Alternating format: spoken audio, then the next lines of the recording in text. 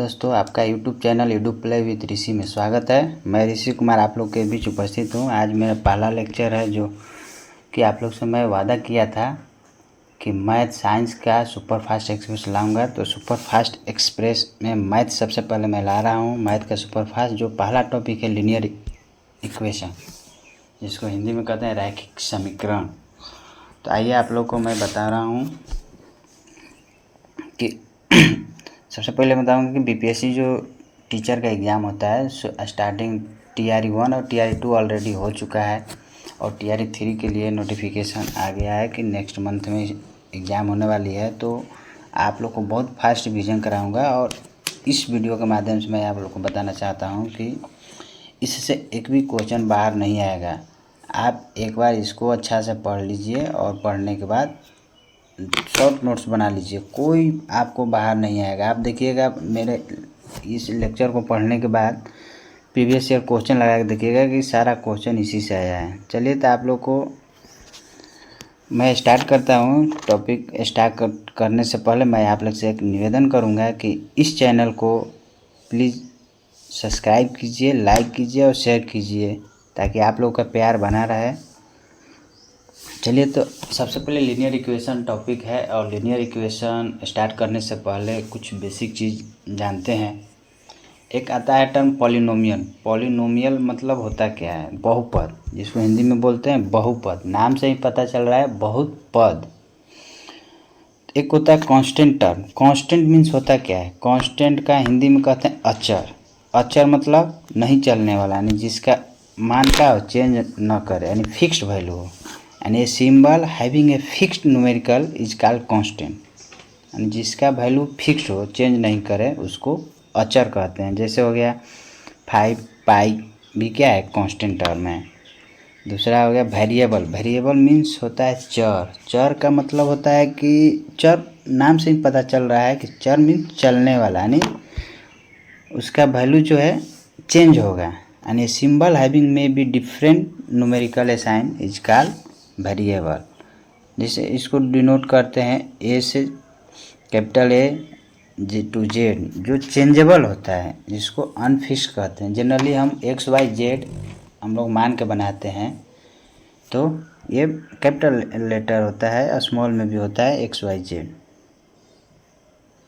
तो आता है पॉलिनोमियल होता क्या है? द पॉलिनोमियल होता है N algebraic expression in which the variable involves have only positive integer power is called polynomial. And polynomial उसको कहते हैं जिसमें क्या हो, ओनली केवल पॉजिटिव इंटीजर पावर में हो, यानी नॉन निगेटिव इंटीजर। आप लोग इंटीजर के बारे में जान रहे होंगे कि इंटीजर का मतलब क्या होता है। कि इंटीजर मीन्स कि combination of negative and positive whole number. तो पॉलिनोमियल में होता है कि जो पावर होता है, पावर को हम लोग इंडेक्स भी बोलते हैं या डिग्री भी बोलते हैं। तो पावर में निगेटिव पावर नहीं हो, बस इतने जानिए। तो पावर के बेसिस पर, यानी जिसको हम लोग इंडेक्स भी बोलते हैं, डिग्री भी बोलते हैं, उसके बेसिस पर हम पॉलिनोमियल को अलग अलग भाग में डिवाइड करते हैं। एक टर्म आता है अलजेब्रिक एक्सप्रेशन। अलजेब्रिक एक्सप्रेशन होता क्या है? अलजेब्रिक एक्सप्रेशन उसको बोलते हैं जिसमें क्या होता है, यानी बहुत सारा कांस्टेंट और वेरिएबल चर जो होता है मिक्स्ड होता है। एडिशन के माध्यम से, सब्ट्रैक्शन, मल्टीप्लिकेशन, डिवीजन के माध्यम से, उस एक्सप्रेशन को बोलते हैं अलजेब्रिक एक्सप्रेशन। तो डिग्री जो बोलते हैं किसी भी इक्वेशन का, डिग्री जो होता है हाईएस्ट पावर, जो मैक्सिमम पावर होता है उस इक्वेशन में, उसको डिग्री बोलते हैं, पावर बोलते हैं, इंडेक्स बोलते हैं। तो डिग्री के बेसिस पर हम लोग इक्वेशन अलग अलग डिवाइड करते हैं। जैसे आप लोग नाम सुने होंगे linear equation, quadratic equation, cubic. तो होता क्या है लीनियर इक्वेशन? मतलब होता क्या है? लीनियर उसको बोलते हैं जिसमें मैक्सिमम पावर क्या हो। लीनियर इक्वेशन मतलब मैक्सिमम पावर क्या हो? 1 हो, मैक्सिमम पावर 1। उसके अलावा मैक्सिमम पावर कितना होना चाहिए? 1 हो, तो उसको बोलते हैं लीनियर इक्वेशन। यानी हाईएस्ट डिग्री कितना होगा? तो 1 होगा, तो उसको लीनियर बोलें। जैसे ये इक्वेशन है, इक्वेशन है आपका, इक्वेशन में हो गया क्या? x plus B Y, X plus B Y, X plus B Y plus C बराबर 0। X plus B Y plus C बराबर क्या हो गया 0। तो इसको हम बोलते हैं क्या चीज़, इसमें मैक्सिमम पावर देखते हैं। तो मैक्सिमम पावर हो गया आपका क्या चीज़, तो देखिए ए एक्स प्लस बी वाई, यहाँ वेरिएबल है एक्स और वाई।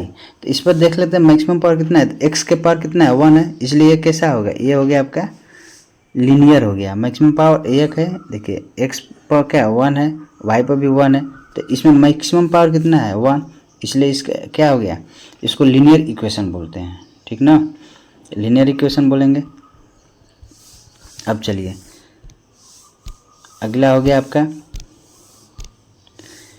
क्वाड्रेटिक, किसको बोलेंगे, तो मैक्सिमम पावर कितना है 2 हो। तो जैसे ये इक्वेशन है, इसमें क्या है मैक्सिमम पावर कितना है 2 है, तो इसको हम बोलेंगे क्वाड्रेटिक इक्वेशन। देखिए एक्स के पावर कितना है 2 है और वाई के पावर कितना है, इसमें मैक्सिमम पावर कितना है, यहाँ पे एक्स के पावर 2 है और यहाँ पर क्या है 1 है, इसलिए इसको हम बोलेंगे क्वाड्रेटिक इक्वेशन। उसी तरह क्यूबिक इक्वेशन जो हो गया, क्यूबिक इक्वेशन उसको बोलते हैं जो आपका क्या हो,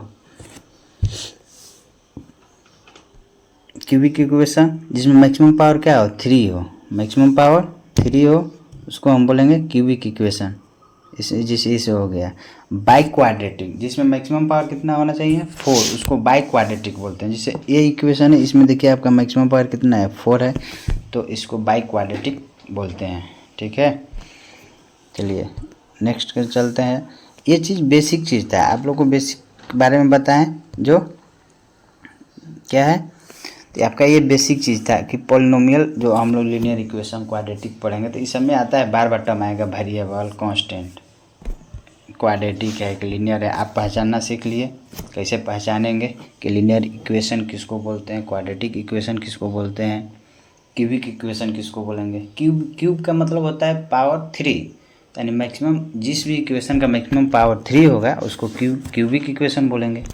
मैक्सिमम पावर 2 होगा उसको क्वाड्रेटिक बोलेंगे, और 1 होगा तो उसको लीनियर इक्वेशन बोलते हैं।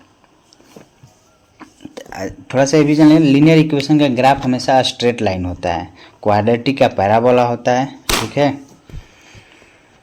चलिए अब हम स्टार्ट करते हैं अपना टॉपिक लीनियर इक्वेशन, जिसको बोलते हैं हम लोग रैखिक समीकरण। तो लीनियर इक्वेशन होता क्या है, रैखिक समीकरण किसको बोलते हैं, रैखिक समीकरण आपको बोलेंगे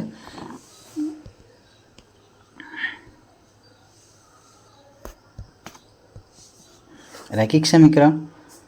तो रैखिक मतलब क्या होता है, लीनियर अभी बताएं कि जिसका हाईएस्ट डिग्री कितना होना चाहिए 1 होना चाहिए, उसको बोलते हैं रैखिक समीकरण। तो जैसे ये इक्वेशन है एक्स प्लस बी वाई जो हो गया आपका कितना, एक्स प्लस बी बराबर 0। इसमें क्या है मैक्सिमम वेरिएबल की संख्या कितनी है 1 है, एक्स ए और बी क्या है कांस्टेंट। तो एक का मैक्सिमम पावर कितना है घात 1 है, 1 है, इसलिए कैसा हो गया लीनियर इक्वेशन हुआ। और लीनियर इक्वेशन में भी कैसा इक्वेशन, एक चर क्या हुआ, एक चर, जिसमें मतलब क्या हुआ कि वेरिएबल कितना है वह एक ही है, कौन सा एक्स जो है एक वेरिएबल हो गया, एक हो गया, तो एक चर है और घात कितना है 1 है, इसलिए इसको बोलते हैं एक चर वाले रैखिक समीकरण, जिसमें ए और बी क्या है अचर है, इसको हम कांस्टेंट बोलते हैं, ठीक है। ए और बी को हम कांस्टेंट बोलते हैं। चलिए अब है ये एक चर वाले रैखिक समीकरण हुआ। अब 2 चर वाले रैखिक समीकरण हम पढ़ेंगे। तो 2 चर वाले रैखिक समीकरण, तो जैसे ये इक्वेशन हो गया, जनरल इक्वेशन होता है X plus B Y plus C बराबर 0। ये होता है, देखिए इनमें ए बी सी क्या है कांस्टेंट हो गया, जिसको अचर हिंदी में बोलते हैं, और एक्स और वाई क्या है वेरिएबल है। तो एक्स और वाई, तो इसमें हम देखेंगे कि मैक्सिमम पावर कितना है, मैक्सिमम पावर कितना है वेरिएबल पर चेक करते हैं ना कि कांस्टेंट पर।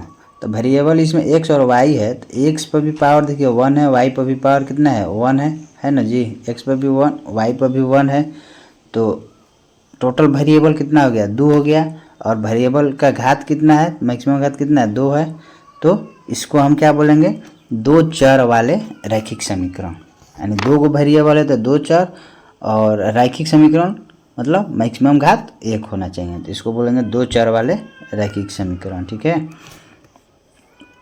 तो रैखिक समीकरण जो होता है लीनियर इक्वेशन जिसको बोलते हैं टू वेरिएबल, इसका जो ग्राफ जनरली होता है क्या होता है, स्ट्रेट लाइन होता है। जिसे हम बताए थे पहले भी इसे जस्ट पहले बताया कि लीनियर इक्वेशन का हमेशा ग्राफ क्या होता है, स्ट्रेट लाइन होता है, जिसको हिंदी में सरल रेखा बोलते हैं। आपसे पूछ सकता है कि इक्वेशन दे देगा कुछ भी 5x, जैसे इक्वेशन दे देगा आपको क्या चाहिए, इक्वेशन दे देगा कि 5x प्लस 3y बराबर 6 का ग्राफ कैसा होगा। तो इसको ड्रॉ कर लेंगे और देख लेंगे। तो ग्राफ ड्रॉ करने के लिए तो अलग से हम आपको बता देंगे, लेकिन थोड़ा सा जान लीजिए कि ग्राफ कैसे ड्रॉ करते हैं। तो x और y का पॉइंट रख के कम से कम 2 पॉइंट होगा तभी एक लाइन ड्रॉ करते हैं, ठीक है। तो ऐसा जब भी लाइन होगा तो पहले तो चेक करेंगे इक्वेशन कैसा है। तो लीनियर इक्वेशन तो हमेशा पावर क्या होगा, घात 1 होगा।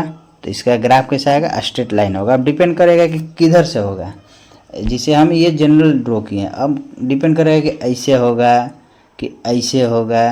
अब तो वो देखते हैं कहाँ कहाँ वो कट कर रहा है, ठीक है। एक्स और वाई का मान, एक्स का वैल्यू रखेंगे वाई का मान निकालेंगे, वाई का वैल्यू रखेंगे एक्स का मान निकालते हैं, तो उसे ग्राफ ड्रॉ करते हैं। तो चलिए वो तो बाद की बात है। तो बस इतने ध्यान रखिएगा कि एक्स स्ट्रेट लाइन का जो ग्राफ लीनियर इक्वेशन का जो ग्राफ होता है कैसा होता है, स्ट्रेट लाइन होता है, ठीक है। तो ये अभी हम जाने बेसिक लीनियर इक्वेशन के बारे में। तो लीनियर इक्वेशन में सिंगल वेरिएबल यानी एक चर वाले और 2 चर वाले। तो अब देखते हैं कि लीनियर इक्वेशन का क्या नेचर क्या होता है, नेचर ऑफ लाइन। जो लीनियर इक्वेशन है उसका नेचर क्या होता है, प्रकृति कैसा होता है। तो मान लेते हैं 2 इक्वेशन है, a1x plus b1y plus c1 बराबर 0, a2x plus a2x plus b2y plus c2 बराबर 0। ये 2 इक्वेशन मान लिए, 2 इक्वेशन मान लिए। जनरल इक्वेशन ये है, जनरल फॉर्म है। तो इसका नेचर देखते हैं। तो एक टर्म आप लोग पढ़ेंगे क्या चीज़ कि पैरेलल लाइन, पैरेलल है कि ये प्रतिच्छेद इंटरसेक्ट कर रहा है कि कॉन्साइड कर रहा है कि ओवरलैप कर रहा है। ये सब टर्म आप लोग सुनने को मिलेगा क्वेश्चन में, ठीक ना। कैसे होगा इंटरसेक्टिंग लाइन, क्या नेचर हो, कैसे होगा, पैरेलल लाइन रहेगा तो क्या कंडीशन होगा, कॉन्साइड करेगा तो कैसे कंडीशन होगा। ये सब के बारे में थोड़ा थोड़ा हम लोग पढ़ते हैं, ठीक है। तो प्रतिच्छेदी मतलब क्या, एक दूसरे को कट कर रहा है, एक दूसरे को क्या कर रहा है, कट कर रहा है। तो ये प्रतिच्छेदी लाइन मतलब कितने पॉइंट पर कट कर रहे हैं, इसमें हम देख रहे हैं कि प्रतिच्छेद कर रहा है कितने पॉइंट पर, 1 पॉइंट पर।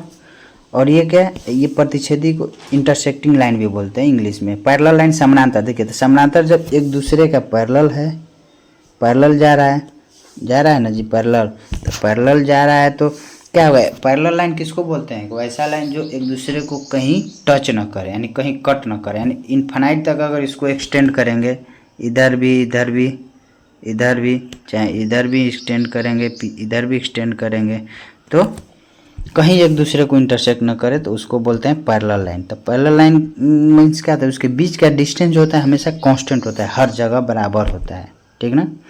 हर जगह क्या होता है, कांस्टेंट होता है। तो ये सब पैरेलल लाइन हो गया। कोइंसिडेंट लाइन, कोइंसिडेंट लाइन बोलते हैं जिसको ओवरलैपिंग, समपाती रेखा जिसको बोलते हैं। समपाती रेखा मतलब क्या है, एक दूसरे को ओवरलैप करे, उसको कोइंसाइड भी बोलते हैं, कोइंसिडेंट लाइन भी बोलते हैं।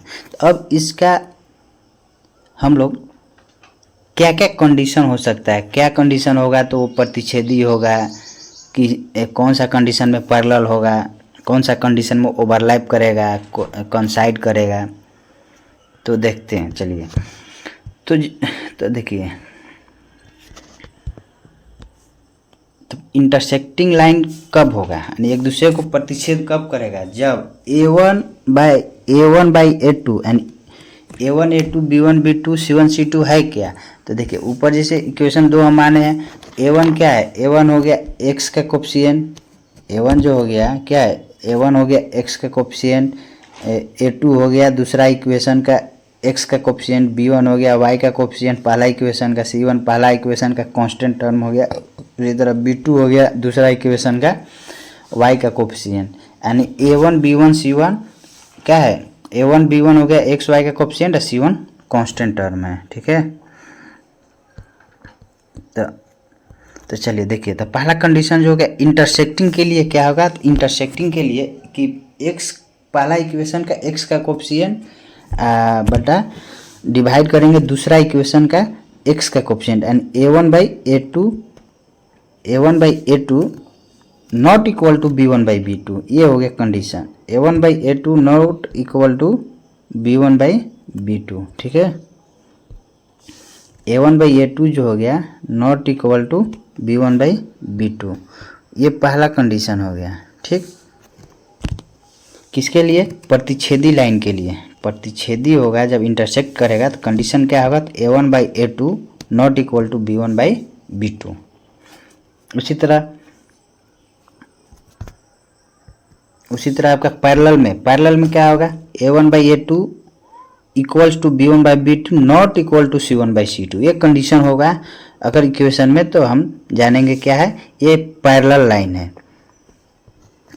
और आपका संपाती ओवरलैपिंग में क्या होगा, तो a1/a2 इक्वल्स टू b1/b2 होगा, यानी a1/a2 इक्वल्स टू b1/b2 बराबर c1/c2 होगा। क्या होगा, a1/a2 बराबर b1/b2 बराबर c1/c2 लाइन होगा। ठीक है,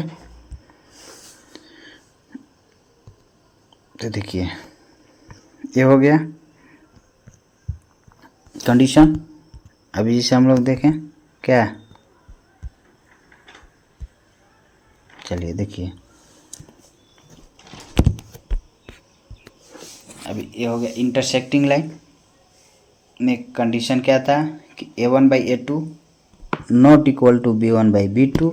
उसी तरह पैरेलल लाइन में क्या था, a1/a2 equals to b1/b2 not equals to c1/c2, ये था पैरेलल लाइन में।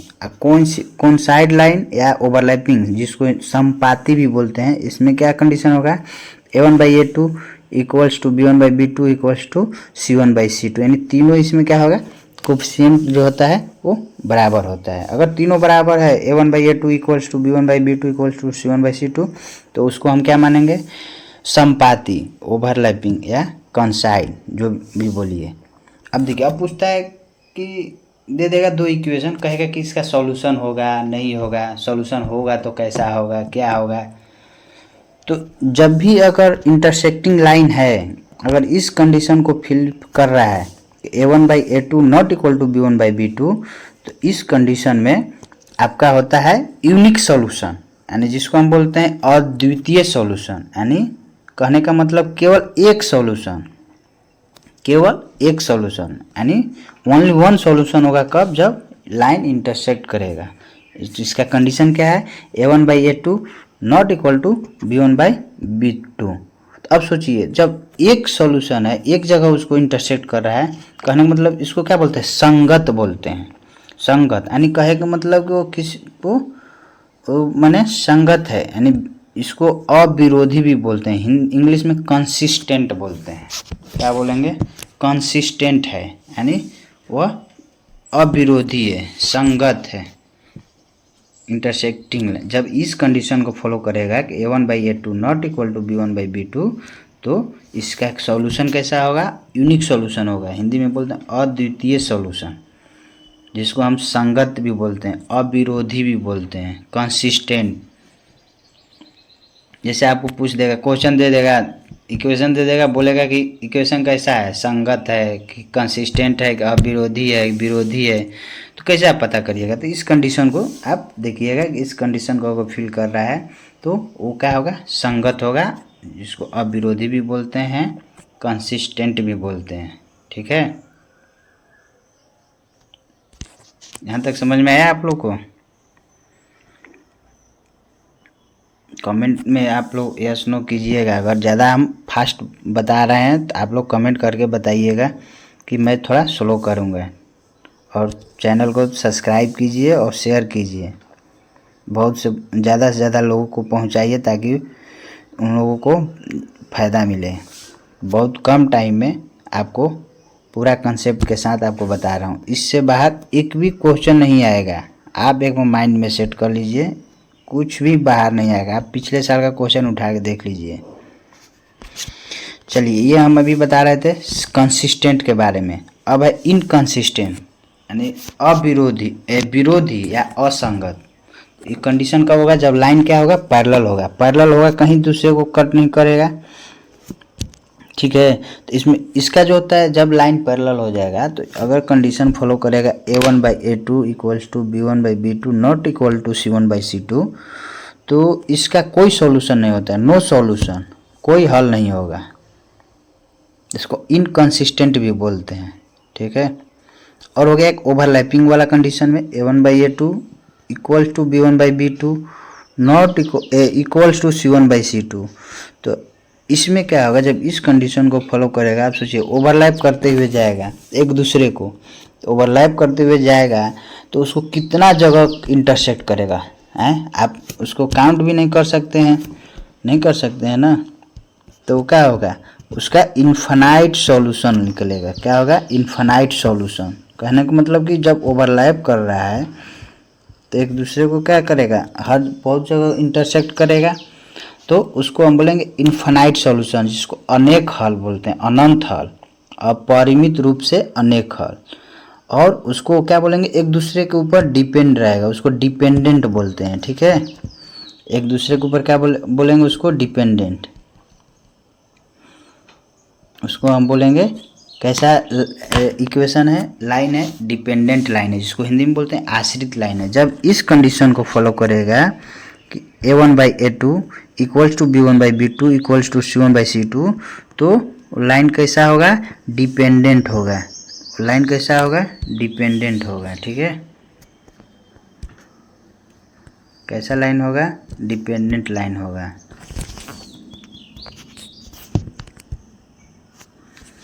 समझ में आया? तो लाइन कैसा होगा? डिपेंडेंट लाइन होगा। कब? जब वो एक दूसरे के ऊपर ओवरलैप करेगा, उसको आश्रित बोलेंगे। यानी जब भी ओवरलैप करेगा तो उसका कोई सॉल्यूशन नहीं होगा, सॉरी इन्फिनाइट सॉल्यूशन होगा। कहने का मतलब कि जब दो लाइन एक दूसरे के ऊपर पास करेगी इसे, मान लीजिए फर्स्ट लाइन हो गया, दूसरा लाइन भी इसी पर जा रहा है, तो एक दूसरे को क्या करेगा? हर जगह इंटरसेक्ट करते हुए जाएगा, हम काउंट नहीं कर सकते हैं। तो इसको हम क्या बोलेंगे? इन्फिनाइट सॉल्यूशन है। क्या बोलेंगे? Infinite solution. कोई भी दो लाइन जब एक जगह कट करेगा, जब तक कट नहीं करेगा तब तक उसका कोई वैल्यू नहीं निकलता है, ठीक है। तो अगर एक जगह कट कर रहा है तो यूनिक सॉल्यूशन, अगर ओवरलैप कर रहा है तो इन्फिनाइट सॉल्यूशन, अगर पैरेलल है तो कहीं कट नहीं करेगा तो उसका कोई सॉल्यूशन नहीं। बस इतने ध्यान दीजिए, माइंड में बैठा लीजिए। अगर पैरेलल कंडीशन फुलफिल कर रहा है तो उसका कोई सॉल्यूशन नहीं होगा। अगर वह एक जगह कट कर रहा है तो एक ही सॉल्यूशन, यूनिक सॉल्यूशन, जिसको बोलते हैं अद्वितीय हल बोलते हैं। और वो क्या होगा? अविरोधी होगा, संगत होगा। क्या बोलेंगे? संगत, कंसिस्टेंट होता है। इनकंसिस्टेंट मतलब पैरेलल वाला कंडीशन फुलफिल करेगा।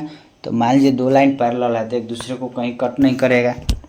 जैसे देख लीजिए, अगर ये लाइन पैरेलल है, इसके कहीं एक दूसरे को कट नहीं करेगा, इसके बीच का डिस्टेंस क्या होगा? बराबर होगा, एक दूसरे को कट नहीं कर रहा है, तो इसका कोई सॉल्यूशन नहीं।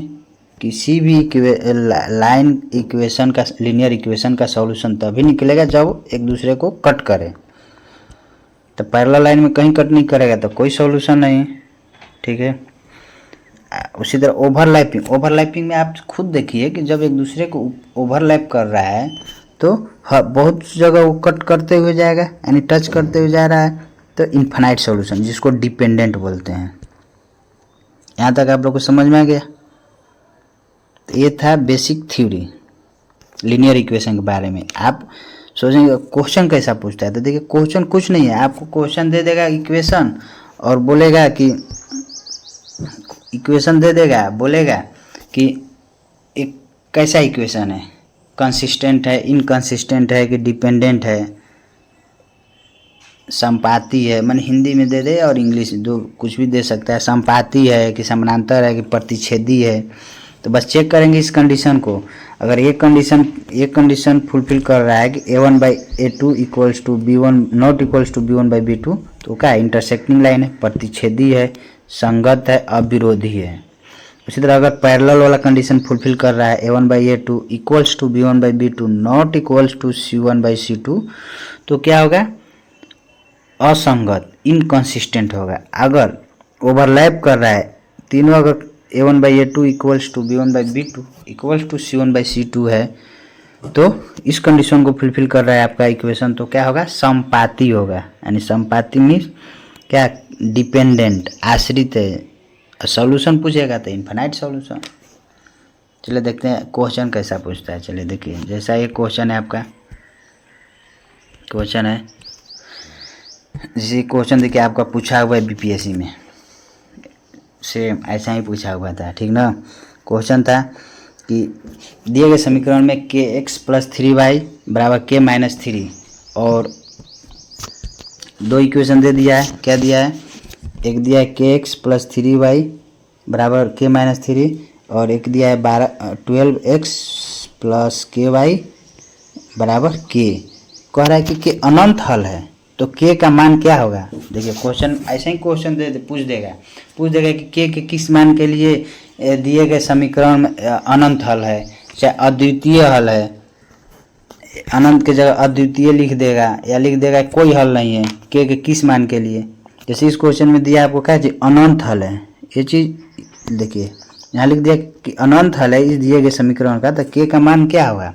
तो अब देखिए अनंत हल कब होगा, जब एक इन्फिनाइट सॉल्यूशन एक दूसरे के ऊपर ओवरलैप करेगा, यानी एकदम बहुत बार कट करते हुए जाएगा। आपको पता है गिन क्या था, यही कंडीशन था। कंडीशन क्या था अनंत हल के लिए, तो a1/a2 equals to b1/b2 equals to c1/c2, इन कंडीशन था। इस कंडीशन में इस एक कंडीशन को फुलफिल करेंगे तो पहले जनरल इक्वेशन जैसे था वैसे लिखेंगे। तो क्या लिखेंगे, kx + 3y minus k bracket में -3 इक्वल टू 0, इसको लिखेंगे 12, इसको क्या लिखेंगे 12x + ky minus k equal to 0, ठीक। अब देखेंगे a1/a2 b1/b2 रखेंगे, फिर इसका वैल्यू निकालेंगे। समझ में आया।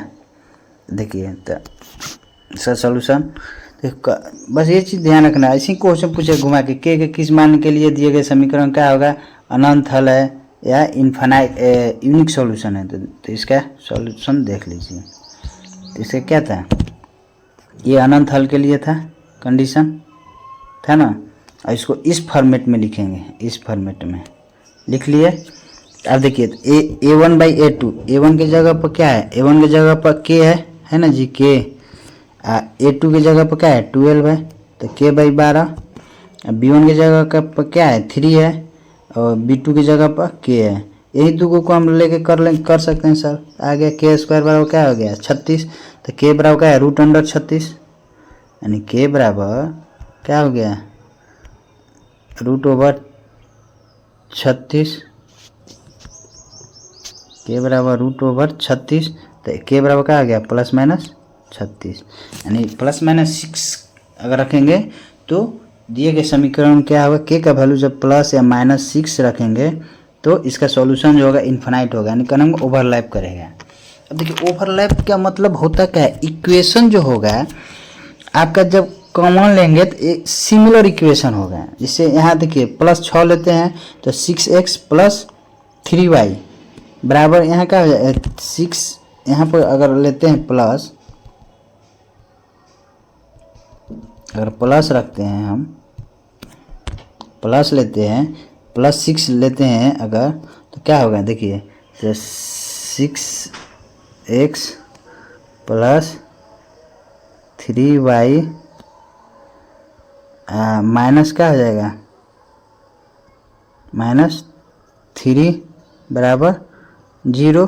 दूसरा इक्वेशन क्या हो जाएगा 12x + 6y y माइनस 6 बराबर 0 होगा ना। अगर इसमें से 6 कॉमन लेते हैं तो क्या हो जाएगा, 6 अगर कॉमन लेते हैं इस इक्वेशन में तो हमको क्या मिलेगा, यहाँ पर हो जाएगा, सॉरी 3 कॉमन लेते हैं, इसमें से 6 कॉमन लेते हैं, इसमें से 3 कॉमन लेते हैं, ठीक है। तो दोनों इक्वेशन क्या होगा, मिला जुला के सिमिलर होगा। तो देखिए ओवरलैपिंग का कंडीशन तभी होगा जब क्या होगा, दोनों इक्वेशन क्या हो, कॉमन हो, बराबर हो, ठीक है। समझ में आया यहाँ तक ना आप लोग को। चलिए इसका देख लीजिएगा।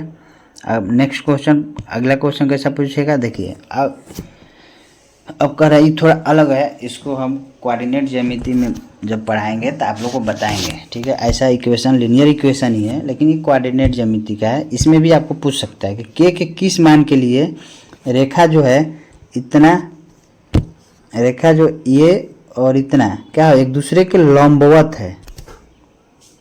आप लोग पढ़े होंगे एक दूसरे के लंबवत, के किस मान के लिए क्या हो, एक दूसरे के लंबवत है।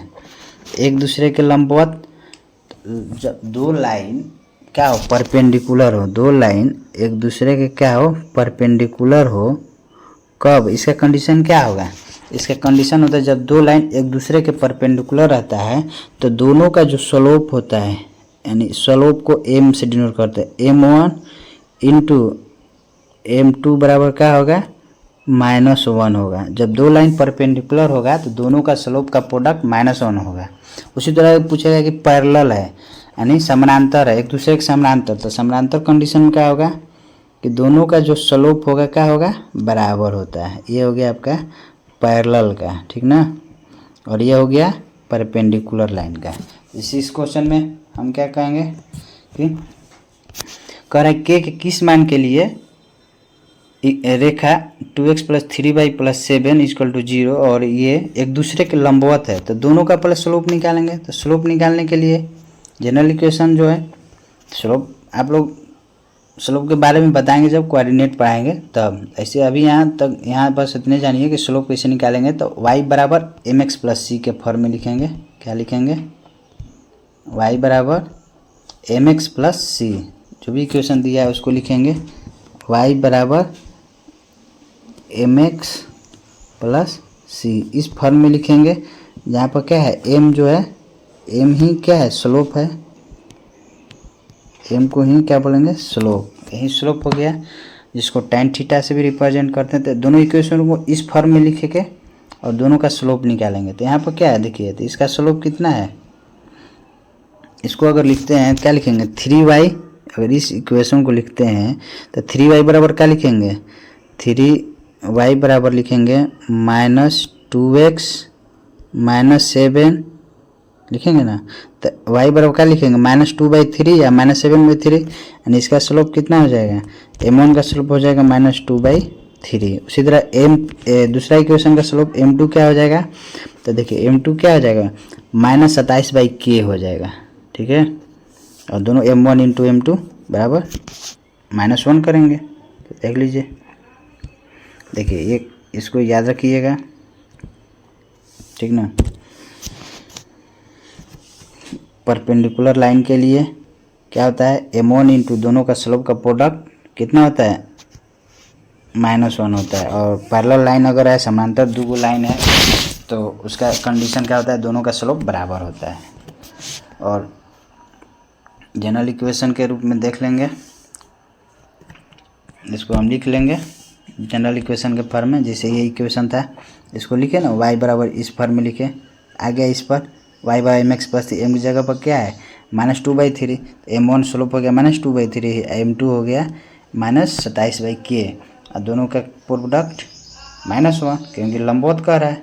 और k का वैल्यू आ गया, k का वैल्यू कितना है, 18 है ना जी। k किस मान के लिए, तो -18, k के -18 के लिए आपका आया। ये जो आपका लाइन है क्या है, एक दूसरे के लंबवत है, तो k का वैल्यू कितना आया, k बराबर -18, ठीक ना। ये हुआ आपका। चलिए अगला क्वेश्चन, ऐसा क्वेश्चन पूछा था, ये थोड़ा अलग कंसेप्ट था, इसको कोऑर्डिनेट ज्यामिति में हम बताएंगे डिटेल्स। अब चलिए एक और ये क्वेश्चन है, हाँ ये भी थोड़ा हट के ही है लेकिन लीनियर इक्वेशन से ही रिलेटेड इसको करेंगे। कि कह रहा है कि बिंदु 4 1 से रेखा 3x - 4y + 12 = 0 पर डाले गए लंब की लंबाई करें। एक लाइन है, मान लीजिए ये लाइन हो गया, ठीक है, करें ये लाइन हो गया, ये लाइन पर किसी बिंदु से, मान लीजिए ये बिंदु हो गया, कौन सा बिंदु, कितना है, 4 1 है। इससे कह रहा है कि जब इस पर लंब डाले गए हैं, इसका लंबाई मान लेते हैं ये O पॉइंट है, ये P पॉइंट है, P का कोऑर्डिनेट दे दिया है 4 1, ये भी कोऑर्डिनेट ज्यामिति में ही बताएंगे आपको। तो ये OP बराबर पूछेगा, OP बराबर क्या होता है, ठीक है, OP लंब की लंबाई पूछ रहा है, इस बिंदु से डाला गया P पॉइंट से। तो OP बराबर जो फॉर्मूला होता है लंब की लंबाई होता है, देखिए जनरल इक्वेशन जो होता है आपका, जनरल इक्वेशन जो होता है जब लंब की लंबाई निकालना होता है तो OP बराबर जो होगा आपका, मान लेते हैं अल्फा बीटा कोई पॉइंट है, अल्फा बीटा पॉइंट है, उससे क्या किया गया, लंब डाला गया किस लाइन पर, AX + BY प्लस रख देंगे अल्फा बीटा, और x का y का जो कोफिशिएंट है उसका स्क्वायर करके रूट अंडर लेते हैं, ठीक ना। तो इसका लंब की लंबाई निकाल देते हैं। जैसे देखिए इसका सर ये थ्योरी था, थोड़ा देख लीजिएगा, ये नोट कर लीजिएगा आप, ठीक है, इसको आप नोट कर लीजिएगा। ये हो गया आपका लंब की लंबाई। देखिए अल्फा बीटा पॉइंट से AX + J + CY लाइन पर डाला गया लंब के लंबवत दूरी जो हो गया A alpha + B beta + C बटा रूट अंडर A² + B²। तो अब उस इक्वेशन में क्या था, इक्वेशन था, रख के इसका वैल्यू देख लेंगे कितना आया, 4 आया, समझ में आया। जिसका यूनिट कितना आंसर, आंसर हो गया 4 आंसर। अगला क्वेश्चन भी चलिए देखते हैं। ये भी जो तो क्वेश्चन है थोड़ा क्या है, थोड़ा हट के ही है। देखिए इस इक्वेशन में ये थोड़ा, ये भी लीनियर इक्वेशन ही है। तो इसका क्या है, देखिए जो कह रहा है कि इक्वेशन इतना 3x + 4y + 14 = 0 तथा इक्वेशन 3x + 4y + 4 = 0 के बीच की दूरी, एक इक्वेशन है। आप लोग को इक्वेशन देखने से क्या लग रहा है, ये दोनों इक्वेशन जो एक दूसरे को ओवरलैप कर रहा है, देखिए कर रहा है, कांस्टेंट, तो खाली कांस्टेंट टर्म अलग अलग है। तो देखिए, तो जनरली ऐसा ही क्वेश्चन पूछेगा कि दो इक्वेशन है, मान लीजिए कि एक लाइन ये है और एक लाइन ये है, ठीक, ये हो गया कितना, ये हो गया 3x + 4y + 14 = 0, 14 = 0, ये हो गया आपका कितना 3x + 4y + 4 = 0। ये दो इक्वेशन के बीच के दूरी पूछ रहा है। तो जब भी ऐसा क्वेश्चन पूछे दो इक्वेशन के बीच की दूरी, तो ये x और y वाला टर्म बराबर दिया रहेगा, ठीक है। देखिए दोनों इक्वेशन में, देखिए इसमें भी 3x + 4y है, 3x + 4, खाली कांस्टेंट टर्म जो है अलग अलग हुआ है। तो इसका जो इक्वेशन होता है बीच का जो दूरी होगा क्या होता है, तो mod of C1 - C2 upon root under दोनों का कोफिशिएंट, यानी A² + B² का कोफिशिएंट, ऐसे लेते हैं, ठीक है। तो समझ गए। तो इसका देखिए, इसका ये कंसेप्ट आप माइंड में रख लीजिएगा। इसको ये मान लीजिए दो इक्वेशन है, AX + BY + C1 = 0, AX + BY + C2 = 0।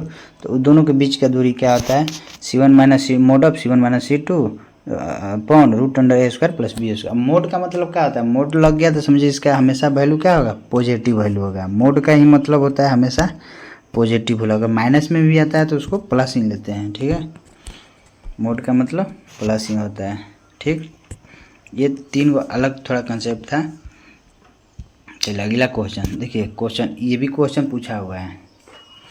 देखिए क्वेश्चन पूछने का नेचर ऐसा ही आपको लीनियर इक्वेशन क्वेश्चन पूछे। जैसे देखिए इसमें क्या कर रहा है कि दो रेखा दिया हुआ है, जिनके रेखाएं जिनका समीकरण दिया है 3x - 7y + 9 = 0 और 9x - 21y प्लस 27 बराबर 0 है, क्या है कह रहा है, पैरेलल है, परपेंडिकुलर है, कॉन्सिडेंट है कि इंटरसेक्टिंग है, प्रतिच्छेदी है कि संपाती है, लंबवत, बोले ना जो कंडीशन याद रहेगा आपका। तो कंडीशन सबका बताए थे आपको कि इंटरसेक्टिंग कब होगा, इंटरसेक्टिंग बताए थे कि a1/a2 not equal to b1/b2। तो क्या होगा, इंटरसेक्टिंग होगा। जब इंटरसेक्टिंग होगा तो यूनिक सॉल्यूशन होगा, यूनिक सॉल्यूशन होगा मतलब क्या होगा, अविरोधी होगा, संगत होगा, ठीक है।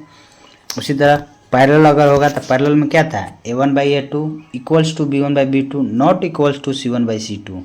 तो पैरेलल होगा, पैरेलल होगा तो कहीं कट नहीं करेगा एक दूसरे को, तो क्या कोई सॉल्यूशन नहीं, नो सॉल्यूशन। तो क्या होगा, विरोधी होगा, असंगत होगा, जिसको इनकंसिस्टेंट बोलते हैं। और संपाती ओवरलैपिंग में बताए थे a1/a2 equals to b1/b2 equals to c1/c2, ठीक है। तो इसमें चेक कर लेंगे रख कर, देखिए a1/a2 रखिए, ए की जगह क्या है 3/9 है ना, क्या है, और ये क्या है b1/b2 कितना है। देखिए एक चीज़ ध्यान रखिएगा, साइन हमेशा लेके चलना है, साइन इसमें हर जगह पुट करेंगे, प्लस माइनस। देखिए यहाँ देखिए b1 की जगह क्या है -7 बटा में b2 क्या है -21 है, c1/c2 क्या है +9 है, 9 अपॉन इधर कितना है 27 है ना। अब चलिए देखिए ये कट जाएगा, 3 3 9, ये माइनस माइनस के 7 के 21, ये हो गया 9 27। क्या आ रहा है आपको, देखिए 1/3 बराबर 1/3 बराबर 1/3, क्या आ रहा है, तीनों चीज आ रहा है। a1/a2 equals to b1/b2 equals to c1/c2। जब क्या तीनों बराबर तो कैसा हो गया, समपाती, ओवरलैप कर रहा है, ऐसे ही पूछेगा। यानी डिपेंडेंट है, आश्रित है, नाम अलग अलग कर देगा, आपको सारा नाम वहाँ लिखे हुए हैं, आप देख लीजिए एक बार कंडीशन, सारा चीज़ यहाँ पर हम लिख दिए हैं, जो नाम टर्म यूज करेगा सारा टर्म उसमें हम यूज किए हुए हैं। देखिए आप लोग इसको माइंड में सेट कर लीजिएगा, सारा चीज़ इसमें जो टर्म यूज करेगा क्वेश्चन में उतना हम लिख दिए हैं आपको, सारा कंडीशन इतना माइंड में सेट कर लीजिए। और इससे कोई बाहर नहीं आएगा, आप 2 बार वीडियो देख लीजिए, एक बार में नहीं समझ में आ रहा और नोट्स बना लीजिए, शॉर्ट नोट्स में। एक्चुअली क्या है, ज़्यादा हम टाइम जो कंसेप्ट दिए आपका मात्र 15 से 20 मिनट है, 15-20 मिनट में आपका पूरा कंसेप्ट क्लियर है। बाकी तो क्वेश्चन बताएं कि कैसा क्वेश्चन का नेचर रहेगा, ठीक है। आज का इतना ही रहेगा, और आप लोग से एक रिक्वेस्ट रहेगा कि इस चैनल पर आप लोग आए नए हैं तो सब्सक्राइब कीजिए, लाइक कीजिए और शेयर कीजिए, और कमेंट करके हमें बताएं कि वीडियो कैसा लगा। अगर आपको कोई दिक्कत होगा वीडियो में तो आप एक बार हमको कमेंट करके बताइएगा, और प्लीज़ आप लोग लाइक शेयर कीजिए, कमेंट कीजिए, ज़्यादा से ज़्यादा लोगों के पास पहुंचाइए। धन्यवाद।